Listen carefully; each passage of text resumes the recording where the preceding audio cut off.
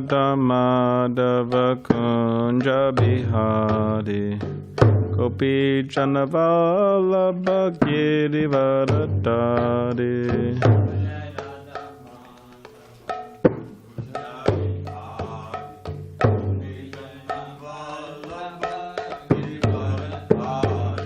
Jai Radha Madhava Kunja Bihari Gopi Janavallabha Girivaradari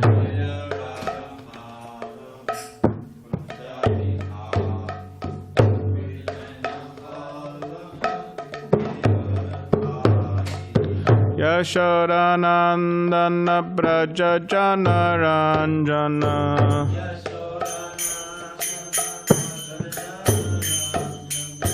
Yashodanandana Braja Janaranjana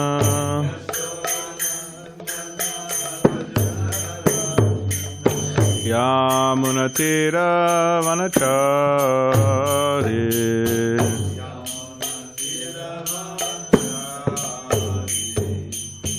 Yamunatira Vanachari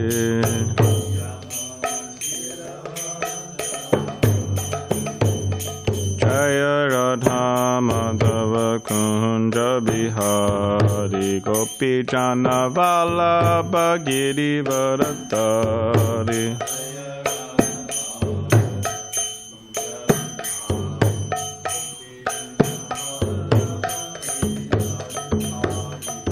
Yashodanandana Brajajanaranjana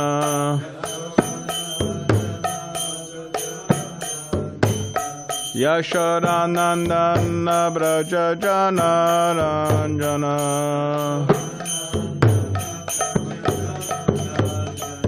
Yamunatira Vanachari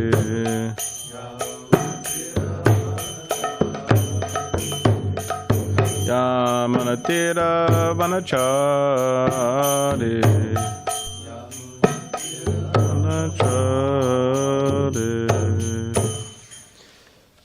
Jayam Vishnupad Paramahamsa Parivrajkacharya Ashtottara Shatashri His Divine Grace A.C. Bhaktivedanta Swami Prabhupada Ki Jai Grantaraj Srimad Bhagavatam Ki Jai. All glories to the assembled devotees, all glories to the assembled devotees, all glories to the assembled devotees, all glories to Shri Guru and Shri Gauranga.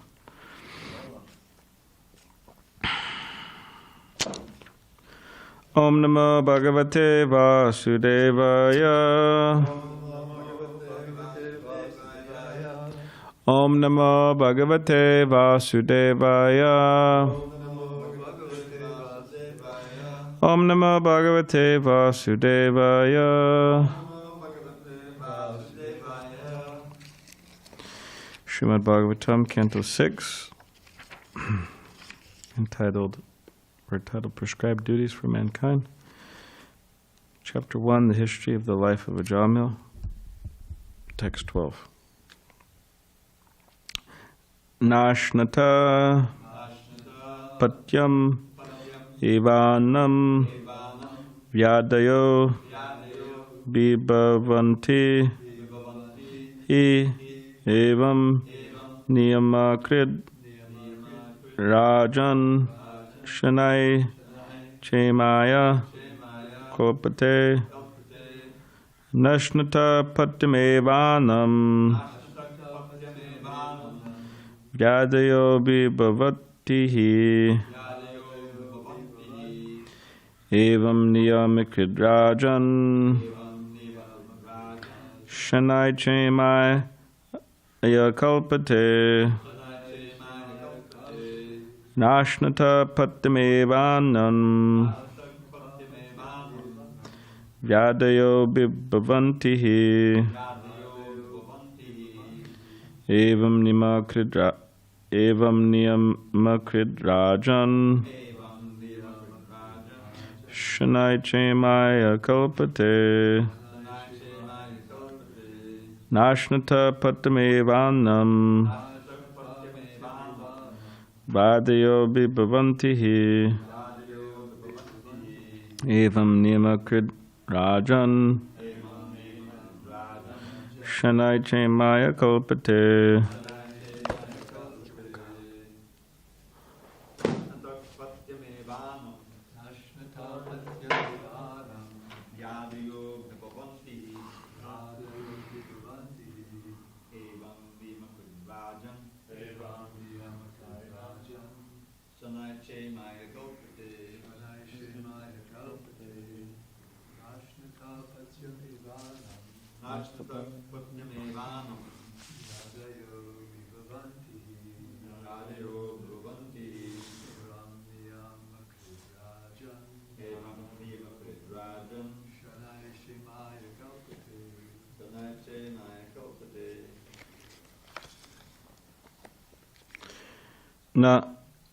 Not ashnataha, those who eat. Patyam, suitable. Eva, indeed. Annam, food. Vyadayaha, different types of disease. Bhavanti, overcome. He, indeed.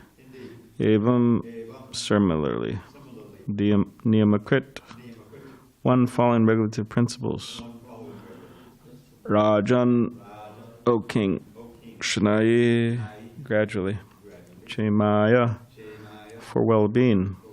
Kalpate, becomes fit. Translation and commentary by His Divine Grace, HG Bhaktivedanta Swami Prabhupada.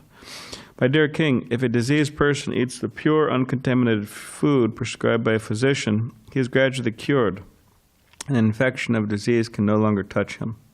Similarly, if one follows the regulative principles of knowledge, he gradually progresses toward liberation from material contamination.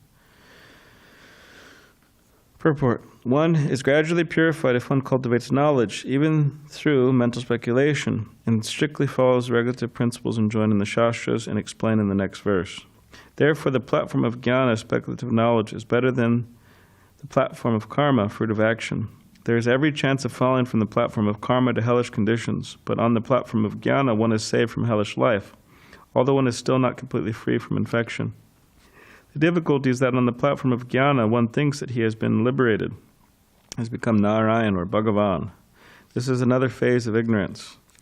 Ravindākṣa vimukta-māninas tvayy asta-bhāvād aviśuddha-buddhayaḥ āruhya kṛcchreṇa param tataḥ patanty adho nādṛta-yuṣmad-aṅghrayaḥ. Srimad Bhagavatam, 10th Canto, Chapter 2, Text 32. Because of ignorance, one speculatively thinks himself liberated from material contamination, although actually he is not. Therefore, even if one rises to Brahma-gyan, understanding of Brahman, one nevertheless falls down because of not taking shelter of the lotus feet of Krishna. Nonetheless, jñānīs at least know what is sinful and what is pious, and they very cautiously act according to the injunctions of the śāstras. Om Jnana-timirandasya Gyananjana Shalakaya Chakshulanmaditam Mena Tasmai Shri Gurave Namaha Makam Karirvachalam Pangam Langayate Girim Yakripatamaham Vande Shri Gurundiditarinam Vanchakalpadibhishya Kripa Sindhubhe Vacha Patitanam Pavanebhyo Vaishnavebhyo Namo Namaha. Jai Shri Krishna Chaitanya Prabhu Nityananda Shri Advaita Gadadhar Shivasadi Gaura Bhaktivinoda. Hare Krishna Krishna Krishna Hare Hare Hare Rama Rama Rama Hare Hare. Translation again. My dear king, if a diseased person eats the pure, uncontaminated food prescribed by a physician, he is gradually cured, and the infection of disease can no longer touch him. Similarly, if one follows the regulative principles of knowledge, he gradually progresses toward liberation from material contamination. So Dimitri's cooking breakfast. Amogalila's in Atlanta. Mukunda Charan Prabhu's at the farm. Govardhan and Tyler are at BBT. Vijay Prabhu would own books. So this means we could talk about them. Right? We could criticize them or we could praise them in their absence.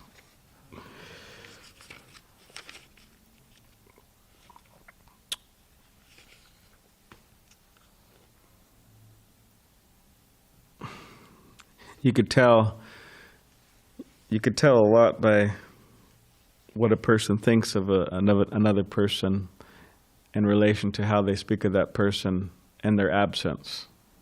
Because you could speak very highly about a person in their presence, right? They're so great, this, that, so many things, glorify them. Or you could even be critical of them in their presence. Oh, you should have done this. This was foolish, right? You made this mistake, you made that mistake. But in their absence, you could praise them. How much what you really feel about them comes out in terms of sincere praise, or maybe you could say being even more critical. So we could say some things about these devotees in the class, and they won't even know, right?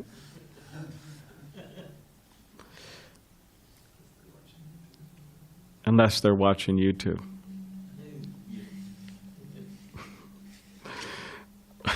Are you watching? Huh?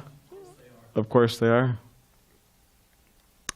So in Srila Prabhupada's book, Nectar of Instruction, Vacho Vegam Manaso Karoda Vegam, the text one.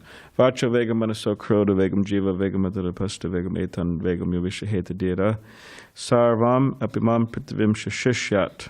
So in this first verse in the purport, Srila Prabhupada is discussing some of the principles of what we've been discussing in this chapter, in the 6th canto, this chapter 1. So Srila Prabhupada mentions, exactly this particular chapter of Canto 6, Chapter 1. And he says, one of the questions that the king asked Shukadeva Goswami is, why do people undergo atonement if they can't control their senses? Because they say, oh, okay, they go to the church, they go to the temple, they go to the mosque, because by the way, this is not just for Christians, this is not just for Catholics, they're not the only one who do these atonements. All religious people do these atonements, and all of them go back and sin again as well. Not just Christians. But why do they do that if they can't control their senses? What's the point? You just say, oh yeah, please forgive me, I've offended you. Like sometimes people come up, yeah, sorry Prabhu, I lost my temper with you, I became angry with you and I offended you. And okay, it's good, but then you're just going to keep on doing it. So you have to purify yourself to the point where you don't do that anymore. You have to learn the lesson. But that's the problem. We just keep on saying sorry, sorry, sorry, sorry, sorry, and not coming to the point where we're able to become elevated above all that. So that's a question. Why do people undergo atonement if they can't control their senses? And then Prabhupada gives example. For example, a thief. They know that they shouldn't steal. And they've seen another thief arrested by the police, or they've been arrested by the police, and yet they continue to steal. I remember, I brought this up, but I grew up, anyways, there's this person, and his father tried to rob a bank. Wasn't very good at it. He didn't get away, he got caught. It was an unintelligent operation, because you could say there's intelligent ways to rob a bank and not get caught, but this person was very in very unintelligent way. Like not even there was like no chance he wouldn't have got caught how he did it. So he goes to jail and he spends many years there, and he gets out and he does it again. Tries to rob a bank, on a bicycle. Try a good way to get away, right, on a bike. And then Prabhupada says that such people, because their heart is not pure, their heart's dirty, then they think, okay, let me steal again. It's just. So then Prabhupada says you could gather experience or gather knowledge by different ways. Like there's that saying, the best teacher is experience, but there's another point. There's another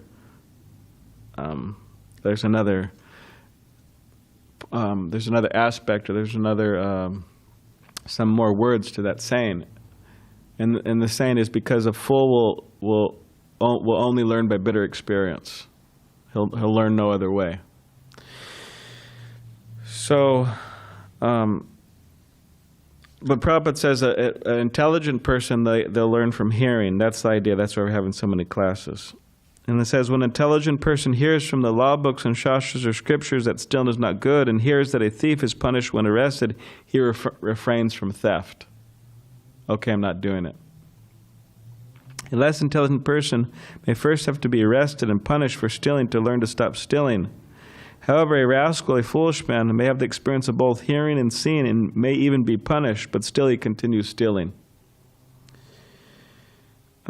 Even such a person atones and is punished by the government. He will again commit theft as soon as he comes out of jail. If punishment in jail is considered atonement, what is the benefits of such atonement? Thus the king inquired. He compared atonement to the elephant's bathing. The elephant may take a very nice bath in the river, but as soon as it comes onto the bank, it throws dirt all over its body. Then what is the value of its bathing? Similarly, so Prabhupada says here, similarly, many spiritual practitioners chant the Hare Krishna Maha Mantra and at the same time commit many forbidden things, thinking that their chanting will counteract their offenses. Of the 10 types of offenses one could commit while chanting the holy name of the Lord, this offense is called nādṛta-bhāvād yasyuddhi papi buddhi, committing sinful activities on the strength of chanting the Hare Krishna Maha Mantra. So, many people, Prabhupada is not just talking about the Christians here. He says many people chant Hare Krishna and they commit sinful activities. And they think, okay, my chanting will counteract. I could just do whatever I want and the chanting I'll get purified, right? Krishna will forgive me, Krishna will save me. I will play with fire and Krishna will save me. Now one thing is to think like this consciously, because due to weakness of heart one may engage in sinful activity.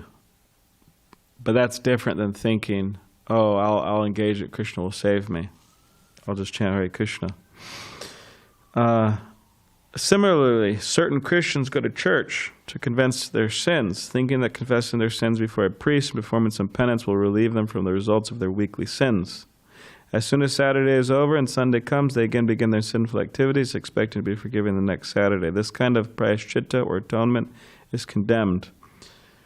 Shukadeva Goswami, equally intelligent as befitting the spiritual master of the king, answered the king and confirmed that his statement concerning atonement was correct. A sinful activity cannot be counteracted by a pious activity. Just like Srila Prabhupada said one time, every day 1,000 or more prostitutes, they bathe in the Ganges, right, which is a purifying water. But then they go out and they just continue their life. So it doesn't work like that. There's one case also that, sometimes, do you see how deep-seated the desire for sin is in the heart? It is so deep, not so easy to get rid of. But there was a case in which one man was acting as one of these priests who would hear people, confess their sins. And you can imagine how I would never want to do such a thing, but it's tough on the priest, to have to hear all that really garbage. What the sinful activities, and sometimes people get all detailed and, it's like really bad. So anyways, one priest was there and he was hearing one woman of the congregation. In this particular case, she was a woman of the congregation, and how she was pretty much just living a very licentious life and just really breaking all types of principles. Immoral. sexually immoral life. And this priest was just having a hard time hearing it. It was like really disturbing to him, to his mind. And he couldn't, I mean, she can't see him, because such a thing is that when you're making a confession, you cannot see the priest's face. It's like covered by this screen. So she couldn't see him, but he could see her. He knew who she was. And hearing all this and becoming so disturbed, just like we're going to hear soon coming up in this particular description of a jāmil, that they weren't having sex. A jāmil, when a jāmil saw this low-class woman and man, they weren't having sex in the forest. It says that they were embracing and kissing. Sometimes devotees think they're having sex, but they weren't. They're embracing and they were kissing. And says that her dress was loose and her eyes were rolling in intoxication. And on seeing that scene, he couldn't control himself. And actually, first, before he chased down this prostitute and married her, he actually made her the servant in his house first. He had this, because he was married. He wasn't 16, he wasn't a 15-year-old boy or something. He was married already. And he got attracted to this prostitute, and he was clearly sexually attracted, and he said he made her the servant of the house, means cleaning and whatever else. Eventually he renounced his wife and married her.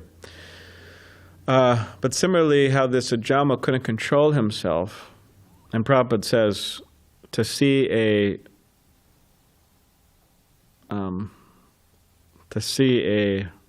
such a woman and a man drunk in a drunken state embracing is not a very uncommon sight in this Kali Yuga, especially in the Western countries. And he said, so we could just imagine the situation of brahmacharis these days. And he said, therefore it's very difficult. But if one takes shelter of the holy names of Krishna, one will be saved. So, how Ajama become uncontrollably attracted to this prostitute, similar to this priest, couldn't control himself. And knowing who this woman was, he sought her out. And,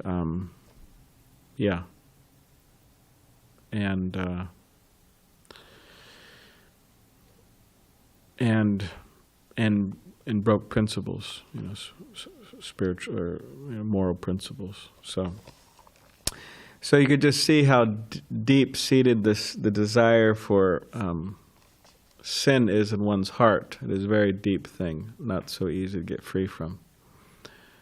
And there's so many cases of like this in history where people, spiritual leaders and people of high moral character, at least externally, they had a hard time controlling themselves and fell victim to these sinful desires. Like there was this case of a man, he also happened to be in the Christian tradition. There's plenty of examples, and Ajamil's one, but there's plenty of examples in Vedic culture also. But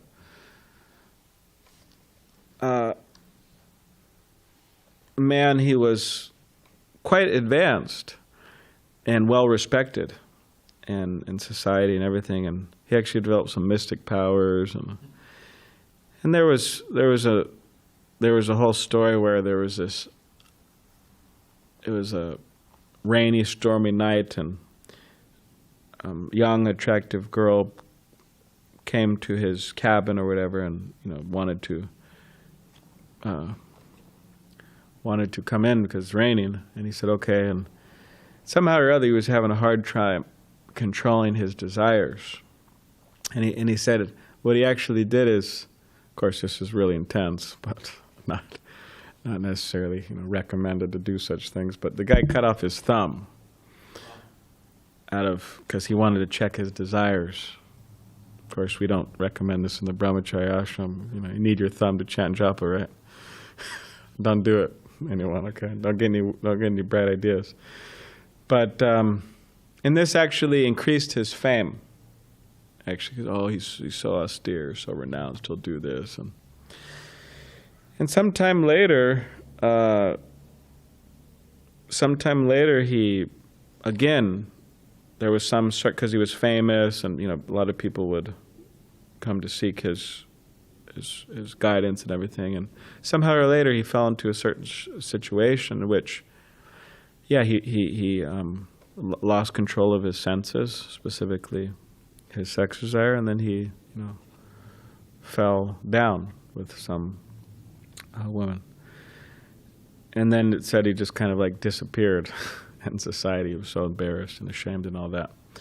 Now, some people hearing this pastime of Jama, it's like, hey, well, come on, just, the guy, so what? He wanted to ditch his wife and he wanted to go for this prostitute. This is love, he wanted to, and so what? He had to plunder people and steal and this and that, and just let him do his thing. In other words, you got lusty desires, just act on them. What's the big deal? No need to control. No need to vacho vegam, manaso kroda vegam, control of the senses and mind. And sometimes devotees even start falling into this weird mentality. Just like I heard of, I haven't read the book, although maybe I should, so then I could criticize it. But a bunch of devotees read this book. It's called like Falling Up or something like that. Instead of falling down, it's like falling up. And apparently it's about some monk, and he's living an austere life, controlling the senses, all this. And eventually he just realized, why am I doing this? Let me just, I have desires, let me just go for them. No need to control, more or less. Now, of course, for some brahmacharis, for some monks, there is some injunction that, okay, due to their nature, they may need to marry. That's understood, obviously.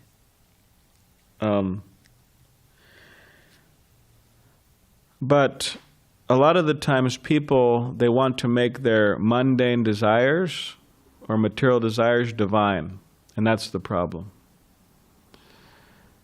Don't think that, oh, I read this book, Falling Up, and then I realize that, actually all this time spent as a brahmachari was all artificial, and I should just go to fulfill my desires, and it's divine.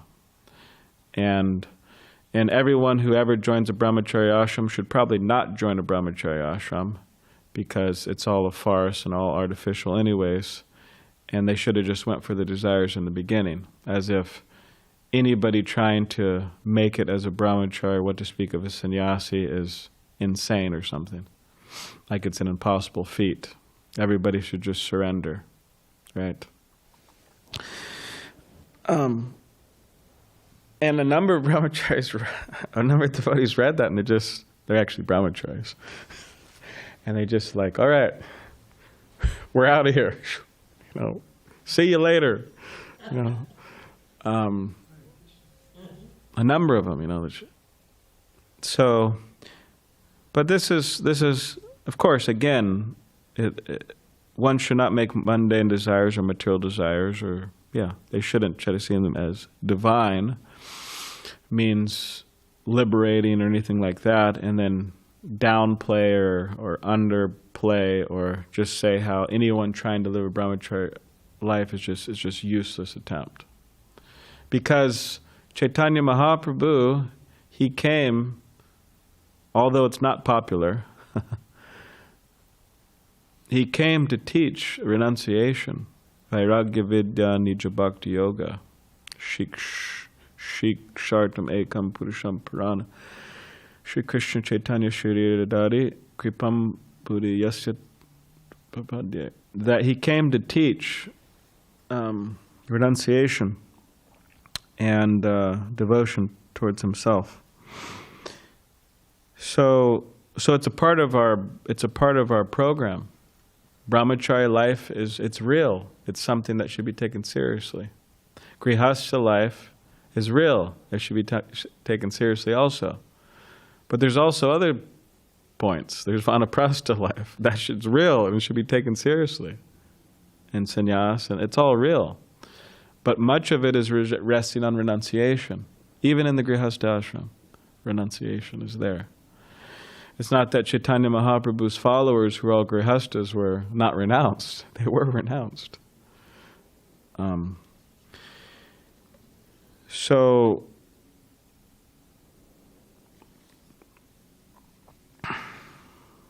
the desire is very strong, the desire to act against the instructions of Krishna, or the desire is to do one's own thing. Very strong.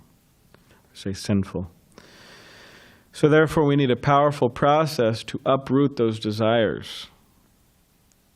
And thus, Srila Prabhupada says here, thus real prayaschitta atonement is the awakening of our dormant Krishna consciousness. So in other words, the real atonement, or the real way to get free and not just keep on sinning, is to come to Krishna consciousness. And then Prabhupada says real atonement involves coming to real knowledge. And for this there is a standard process. There's a standard process. When one follows a regulative hygienic process, he does not fall sick. Everybody hear that one? When one follows a regulative hygienic process, he does not fall sick. In other words, for the most part, everyone should not fall sick. Because if you go to sleep at a proper time, you rise at a proper time, you bathe at a proper, you stay clean, neat, organized, eating the right things, right, taking the right medicine, you don't fall sick. Generally, you shouldn't. That's what Prabhupada says. A human being is meant to be trained according to certain principles to revive his original knowledge. Such a methodological life is described as tapasya. One can be gradually elevated to the standard of real knowledge or Krishna consciousness by practicing austerity and celibacy, brahmacharya, by controlling the mind, by controlling the sense, by giving up one's possessions in charity, by being truthful, by being clean, and by practicing yoga asanas. However, if one is fortunate enough to get the association of a pure devotee, he can easily surpass all the practices for controlling the mind by the mystic yoga process, simply by following the regulative principles of Krishna consciousness. No illicit sex, meat, intoxication, and gambling, and by engaging in the service of the Supreme Lord under the direction of the bona fide spiritual master. This easy process is being recommended by Rupa Goswami.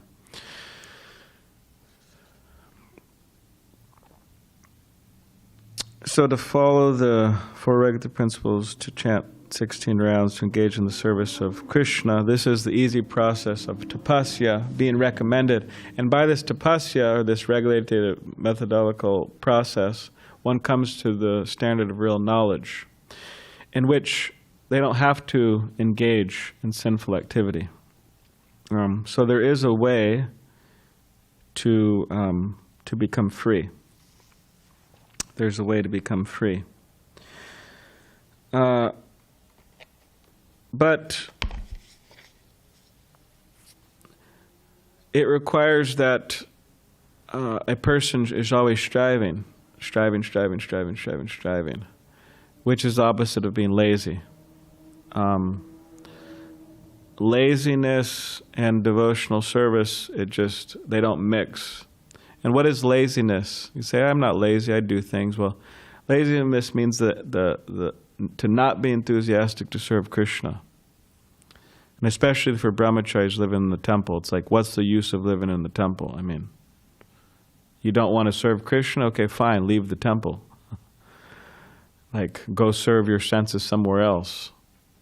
You don't want to do deity worship, you don't want to cook, you don't want to clean, you don't want to go shopping, you don't want to sweep the patio, you don't want to clean the bathrooms, you don't want to read, you don't want to study, fine, go somewhere else. Just like go gratify your senses somewhere else.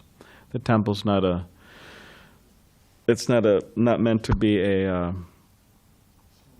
it's not meant to be a joint mess. Means as Prabhupada said, a transcendental hotel.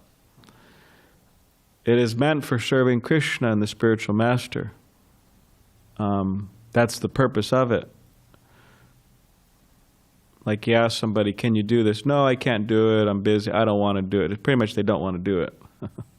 But if you don't want to do it, why are you here? say, I don't have anywhere else to go. Well, that's not a very good reason. It means they should become enthusiastic, more and more enthusiastic, to serve Krishna and the spiritual master. Or else brahmachari life becomes like a joke. I mean, it's just like, and that's why a lot of people actually take brahmacharis as kind of clown-like personalities, clowns in orange. I mean, I'm talking about devotees. See brahmacharis sometimes like that, clowns in orange. So for the brahmacharis living in the ashram who are not here, who are not listening, we shouldn't be clowns in orange or clowns in white, for those of you wearing white. It's a very serious thing. We should be very, very enthusiastic. Or else it's embarrassment, actually, Srila Prabhupada.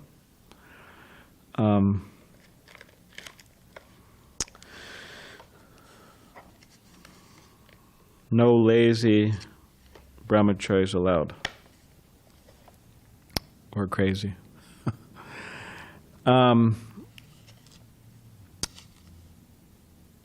Because if one doesn't learn how to strive and strive and strive and strive and strive, there's no question of being a brahmachari. Actually, there's no question of being a grihasta or vanaprastha or sannyasi. It's all a joke. So it requires that striving.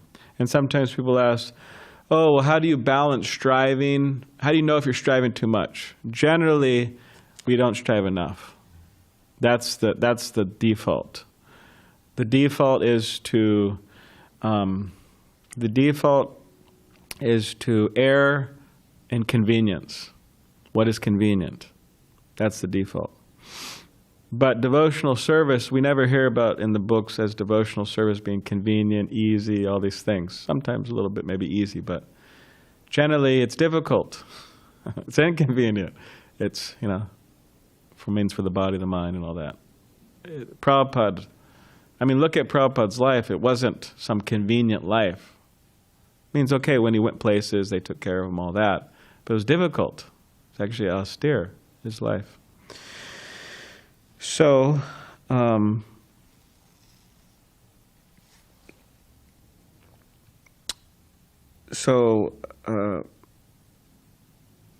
if we do feel like we're striving too much, then it's not complicated. Sometimes devotees think, oh, it's so complicated. How do I know if I'm striving too much? Well, it's very easy to know. You just ask the spiritual master. You ask the guru, you ask the shiksha guru, you ask the diksha gurus, or diksha gurus, shiksha gurus. Much of it is common sense also. But aside from that, generally the tendency is not strive enough.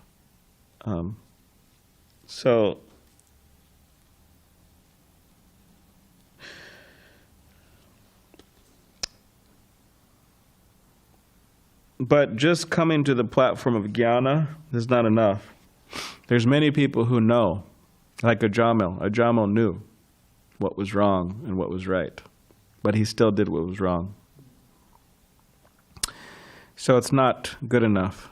Or brahmachari, the goal of life is not to be a brahmachari. The goal of life is not to be a sannyasi. The goal of life is to love Krishna.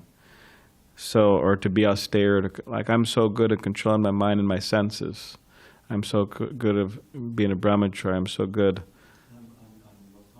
I'm the most humble. I'm so good at giving charity. I'm clean. I'm nonviolent. I'm all these things.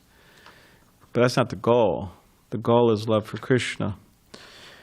And just these things in of themselves, they won't save us, actually. What saves us, or what saves us from falling down is to take shelter of Krishna's lotus feet. That's what saves us, which we'll hear more and more in this particular chapter, which tomorrow is a famous verse, or well-quoted verse. Tapasa brahmacharyena shamena cha damena cha tyagena satyasauchabhyam yamena niyamena va. And it goes on. So Govardhan will speak on that one. All right. Does anybody have any questions or comments? Yes. So that microphone. Okay.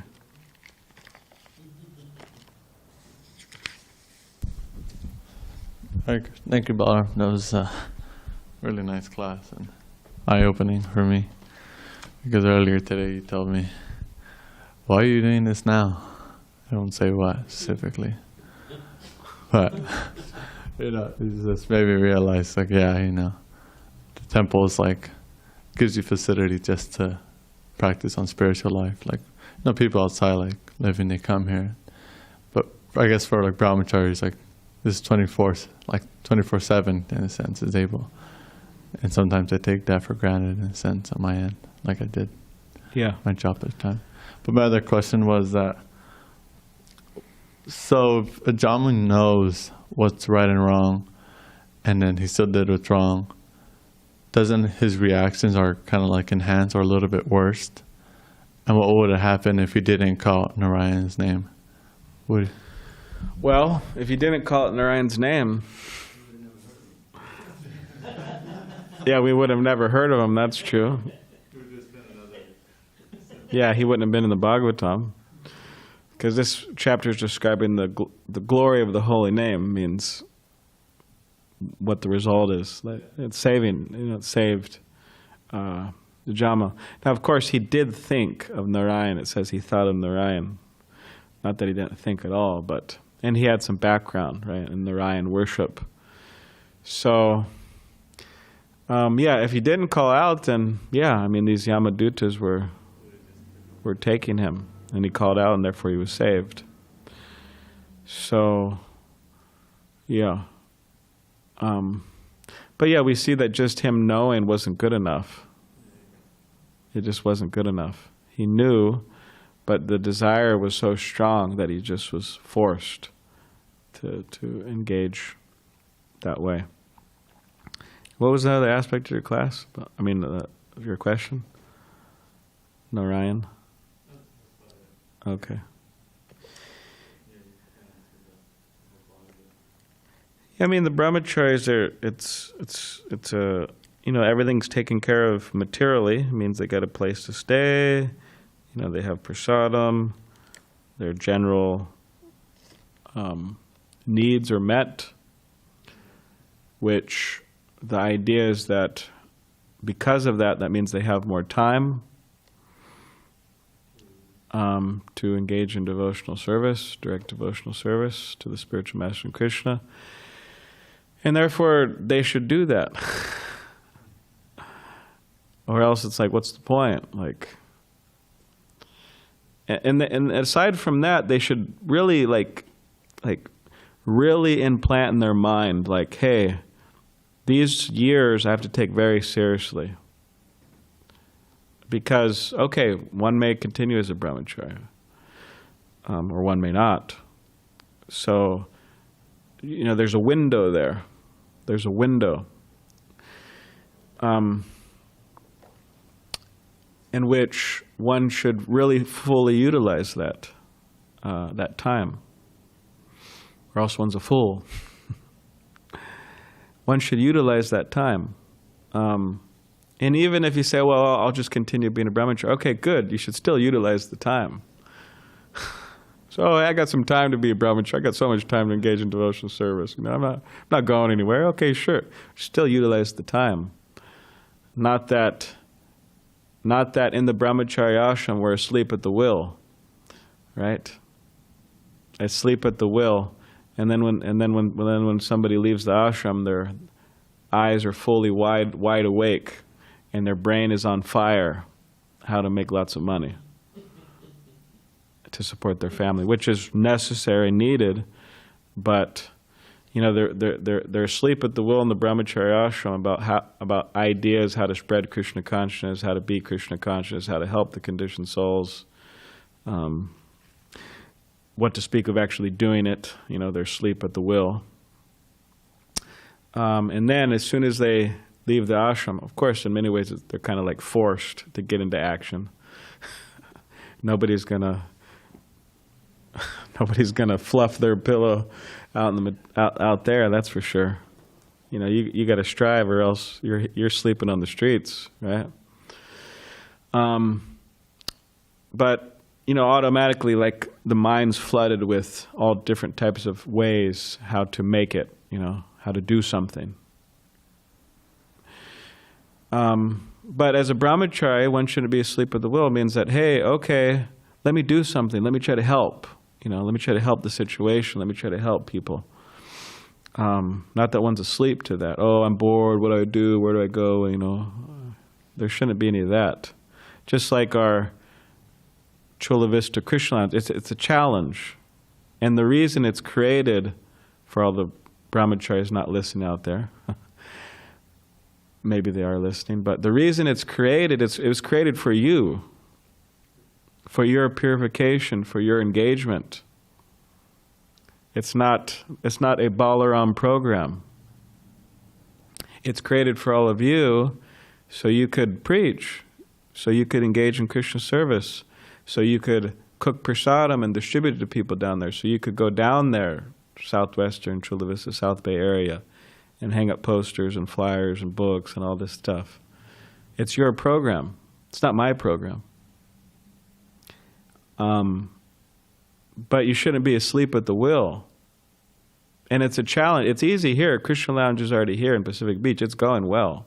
40, 50 people coming every week. Prasadam going out, lectures going on, right? It's been going on for over 10 years. Good. But now we have another one. And the reason it's created is to challenge all of you. And you can't be asleep at the wheel, or else it's just going to fail, and it's your fault. So please, keep it in mind. Anyways. Yeah, I just had a thought that came up. Is this idea about being engaged and trying to cultivate new ways to spread Krishna, like all these things, and not, just staying around being bored here and stuff. That the idea of, being engaged and spreading Krishna, that kind of encourages one to stay a brahmachari or want to continue their spiritual. Because if you're just bored and just hanging there, it's like, all right, I'm not doing much here. Might as well just, go do something somewhere else outside. And let me join the Navy. Yeah, let me join the Navy, let me join the Army. They seem to be pretty active over there, so, and they get a pension, so.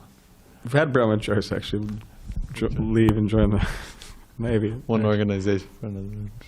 No, I mean, it's by nature someone may, like Prabhupada said, brahmachari life is training for the attached and the detached. It's training for everyone. And whether one, leaves the brahmachari ashram or not, that's a whole nother story. But, of course, Prabhupada would say if they can, they should stay. Prabhupada said that. But the main thing is they should be engaged. Whatever the case is, whether they become a grihasta, whether they take sannyas, whether they stay a brahmachari.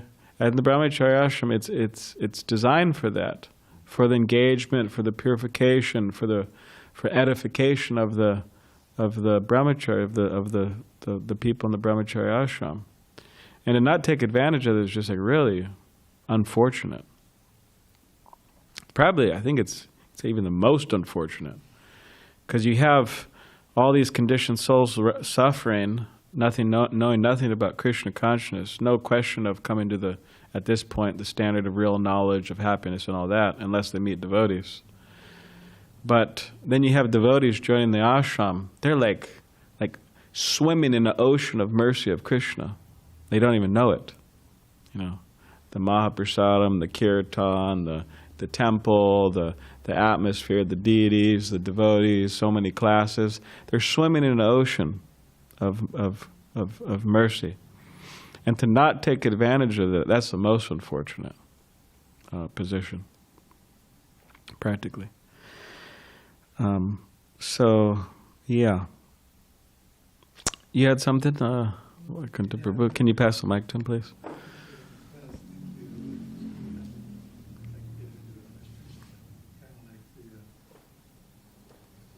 I think one thing you mentioned, that's the way I am, I guess for practicing devotees, that's sort of what we, like complacency, right? Like somebody comes and everything's new and we're applying ourselves, and then at whatever point we kind of that's the way I am, we stop taking that next step, you know what I mean? And then I was thinking you also mentioned people that are just not sadhakas, that are, and that's a pretty common default. Then I was remembering like Duryodhana, that's the way I am, I mean, they were hanging out with Krishna personally, Dhritarashtra even, even like a direct discussion and like, I hear you, I hear these great devotional instructions, but I can't accept them because that's the way I am, right? So it's just making me appreciate, this opportunity of training, that you're talking about, especially in the brahmacharya ashram, because our default in the material world is that's the way I am, because we came here to be the enjoyer and the controller, and if it feels good, do it, and blah, blah, blah, right? But here's a chance to actually get trained so that it doesn't have to be the way I am ongoing. We can actually morph out of that, like how Prabhupada said, mold your life in such a way that you always remember Krishna. So it's like an opportunity to do that, Anyway, Balaram was just waking me up to that, It's so important. And anyway, thank you for, pointing these things out, because, it's complacency comes in at any stage, right, of devotional life. Like it's easy to kind of like just not be looking for that next step of, advancing. Yeah. Yeah, there's always steps, to take up the ladder, right? Adho, Shraddha, right? There's a whole ladder progression going on. There's always steps to take. Even if one's reached, anyways, there's always steps to take towards Krishna. So, but like I remember, I called one old kind of acquaintance of years ago, like when I was in middle school. He actually had the same number. I was surprised. This was now, 20 years ago or whatever it was. But I call him, and he's still here in San Diego, and practically he's made no progress. I mean, okay, he's got a wife now, and he's got a son, if you want to call that progress, but it's not really progress. He's working.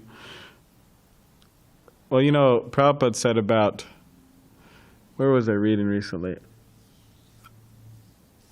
I think I was reading in My Glorious Master from Borijan Prabhu, but Prabhupada was introducing some man to him, and or this and that, and then the man was saying how he had affection for his family or something, and then Prabhupada said something kind of pointed and sharp to him. He said, "Oh yeah, he said it was like the pig also has affection, for their family, It was really kind of sharp. Now, of course, devotees, it's a whole other story. I mean, devotees means they have family, have affection for each other, Krishna conscious affection, and we have affection for other souls and all that. So it's not that we're like Mayavadis, we don't have any affection for anybody. There is affection. But there's just, if it's just only that, without Krishna consciousness, it's like, what type of progress is that? It's just like no progress. So the person, like a godless affection. The person, I'm talking about this acquaintance of mine from years ago. What progress has he made? He has a wife, he has a daughter or son, I don't know, I forgot.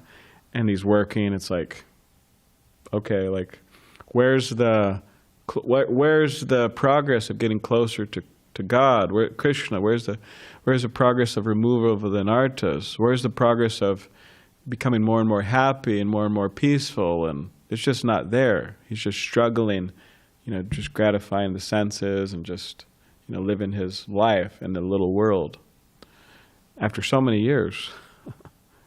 So yeah, devotees were into progress, and devotees do make progress. It's not that devotees don't make progress. They do. They're the ones actually making real progress. So, is there anyone on Zoom? Yes, Balaram Prabhu, thank you very much. You're very kind. Dandavad pranams. Prabhu, based on the shloka you chose for today,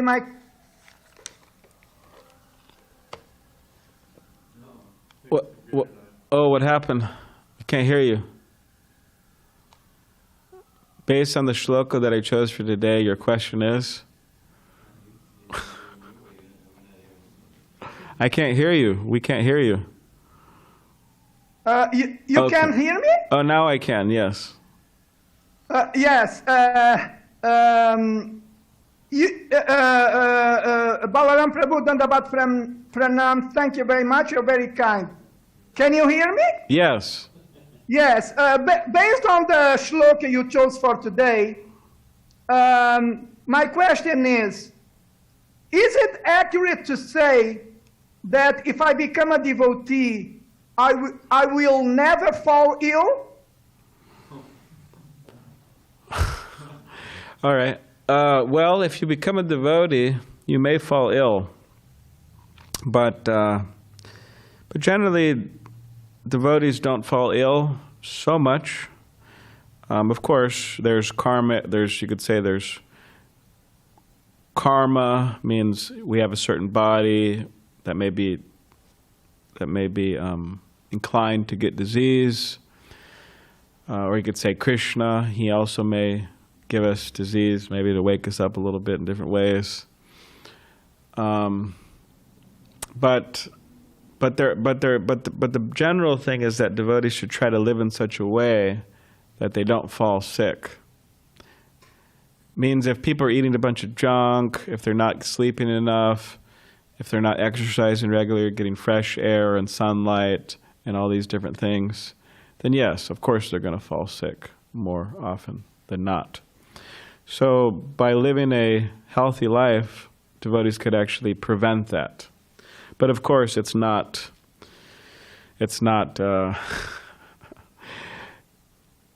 there's still sicknesses there. They can still be there. But, yeah. So anyways, I hope that... Prabhu, just a very quick follow-up question. Do you believe that the devotion in itself, bhakti in itself, which is being developed by the desire of the devotee, will guide him in order for him to live a healthy life? Yeah, I mean, by definition, a devotional life means a healthy life, if we follow all the prescriptions. Sorry, by definition? By definition, to live a devotional life means to live a healthy life. If we actually follow, the guidelines.